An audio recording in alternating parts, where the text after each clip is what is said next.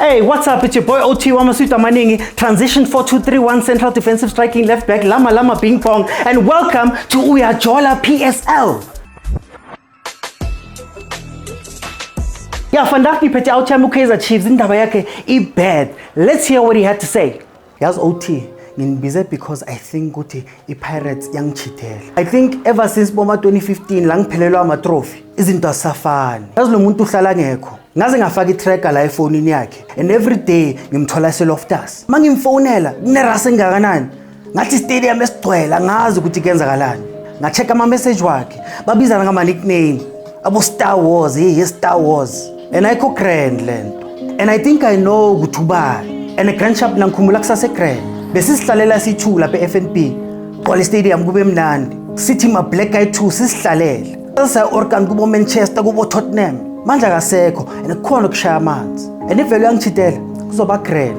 Ngizosithengela ama chips ngisihlalele phansi. So Mr. OT, awustela amaroto akho lapho. The PSL is back. After we took a little bit of a break to watch some exquisite football over at the AFCON, we are now back to our league, to the teams that some of us love and some of us, well, just get stressed by. First up was the top of the table clash between SuperSport United and Stellies. SuperSport were number 3, but didn't play like the third best team in the league last time out when they lost to Richards Bay. Stellies, of course, is on an incredible run of wins, which includes winning the Carling Knockout Cup, Steve Barker's first trophy with this team and in the PSL. Now, one thing you have to know about these teams is that they're so comfortable doing what needs to be done and playing simple football, which is shown by SuperSport's first goal, a simple cross from Campbell, and headed in by a severely underrated Bradley Grobler, a man who maybe should be looking at Bafana Bafana and also has scored over 100 goals within the PSL. But this wouldn't be a walkover, as Stellenbosch showed their championship pedigree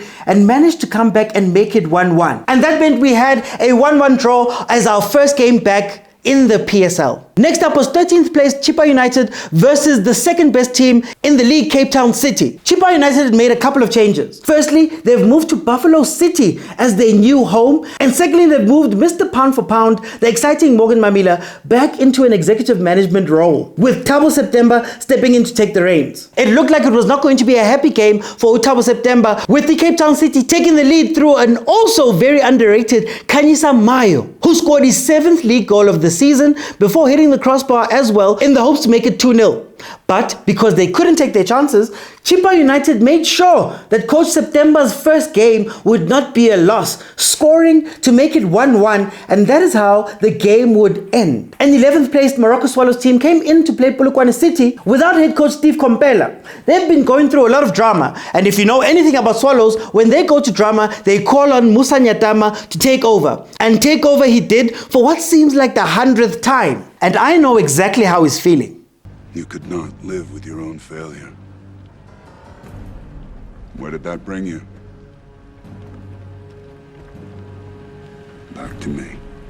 Just give him the job. But it was Polokwane City who came in with Bafana Bafana International Oswin Apollos, a man who showed glimpses as to why Hugo Bruce would pick him for the national team, taking the shot that would be parried by Akpe and then finished off to make it 1-0. Polokwane City had other chances to finish off the game, but it did end 1-0, and the woes over at Morocco Swallows continue. A 12th place Kukune United took on the second worst team in the league, Richards Bay. Kukune is currently number 12 in the league. Richards Bay, on the other hand, recently parted ways with Gaetano Tembo, with coach Kanu taking over and leading Richards Bay to a 3-1 win over SuperSport in their last game out. My captain, Linda Figo Mtambo, marked his return from injury with a wonderful strike to make it 1-0, before winger come striker Mtsundwana scored possibly the goal of the season, striking a long-range bomb into the left-hand corner of Kukune's goal. But Kukune wasn't going to take this lying down, and Ohizu managed to make it 2-1 from the spot. Kukune would go on to score another goal and actually win that game 3-1. Unfortunately for Richards Bay, for all of their newfound confidence and really good play, it seemed like the influence of Ufigo took this Kukune team to the win. After watching the second worst team in the league, we then watched the bottom of the log, Cape Town Spurs take on the Amazulu. Cape Town Spurs is actually lost on the log, with 14 losses from their 16 games that they've played. But they got onto a great start, with Pewa hitting the crossbar and Captain Putsaka finishing off the rebound to make it 1-0 to the Cape Town Spurs. Mobara then scored a goal that was created by some smart footwork by U16. Before Cape Town Spurs, and the returning radio man, Radio Pane, missed a penalty in the 37th minute that would have made it 2-1. But Pewa matched that almost pinpoint free kick with a pinpoint pass to Cupido, who managed to then make it 2-1. And then the unluckiest team in the league got a little bit of luck when a defensive slip by Amazulu allowed Cupido to make it 3-1. This is what happens when Middendorp is allowed what feels like a preseason. Who knows, maybe he could save this team, as this is their second win of the season. Can they escape relegation? And the big one, the one that the fans call is Star Wars. Sundowns took on the Pirates at Loftus. And of course, Masanda Wana are still unbeaten in the league, going into the match with only 2 draws. Orlando Pirates, on the other hand, wanted to ride the last 2 games that we saw them play, where they lost 3-1 to Supersport and then 3-2 to Stellies. But I don't understand why this game was so anticipated. So much chatter before the game, a full stadium, and so much news about one player in particular. A player, Odlala Kamnandi, Uloch, a man who didn't necessarily have one of his better games, as both teams played to a 0-0 first half. Pirates had set up very defensively, having Makaula and Tim in the team, and Sundowns was missing a lot of their starters, so they didn't quite have the chemistry. So it came as a surprise when Allender popped up to score a 73-minute goal. And just when we thought this was going to be a repeat of the 1-0 win that Sundowns got over at Orlando Stadium, Sundowns gifted them a penalty because of unnecessary pulling within the box after a Masangwanyi corner. Let's take a moment and see where that ball was placed.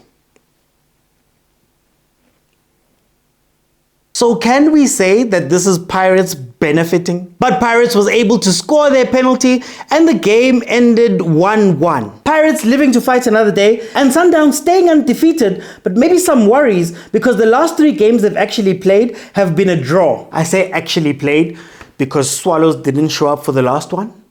And then, of course, it was down to 14th place Prada Celtic, aka Royal AM, who was facing Kaizer Chiefs. The last time we saw Royal AM was when they played in the KZN Derby versus the Amazulu, a game that they lost 3-0. Chiefs, on the other hand, was seeing a bit of a revival through Kevin Johnson, with 3 wins, a draw and a loss in their last 5 games, and a 2-2 draw with Skukune being their last game out. Now this is where you wonder whether teams are actually training during the AFCON break, because Chiefs looked very rusty for a team that didn't have any players in Bafana Bafana and only Dove out of the team, so they had plenty of time to prepare. Royal AM almost took advantage of that, carving up the Chiefs defense and only being stopped by the fact that they want to pass the ball into the net and not take shots at goal. This led to a lot of corners on the Chiefs side and very little attack from Amakosi, even though they did break free eventually through Ashley Dupré, who went through one-on-one with the goalkeeper but misplaced his chipped shot.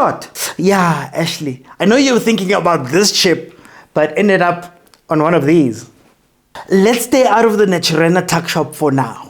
Royal AM lost a lot of steam towards the end of the game, and Chiefs missed some chances through Sfiso Hlanti as one of them, and another miss by Ashley Dupré. The game would then end 0-0. And in the last game, Golden Arrows took on TS Galaxy. Golden Arrows would have hoped to use this break to get back on track after a losing run of 6 matches that was only broken because Morocco Swallows didn't show up for their match. Coach Kenyeza would have hoped that Sid Ramovic and TS Galaxy would have given him a little bit of a break, especially since Arrows took the lead in the 6th minute. But TS Galaxy wasn't going to lie down, and they wanted to show why. They beat Imamelodi Sundowns in the Carling Knockout Cup and made it all the way to the final of the same trophy. They managed to equalize in the 35th minute, and right before the break, TS Galaxy then took the lead through a Mojela header to then make it 2-1. TS Galaxy was actually buzzing, including some very slick dribbling from Uvidal, who took out 2 defenders and managed to hit the upright. And the signs that the final nail was coming were arriving. Some might say it was at the door knocking. And in SA, Malkokota, soon you're going to hear a piano, with Nurkovic stepping up to make it 3-1. And so it ended with a 3rd win in a row for TS Galaxy and more misery for Coach Kenyeza and Golden Arrow. Let's see what the next round of games has to give us. This has been the PSL Review Show. I'll see you guys next time.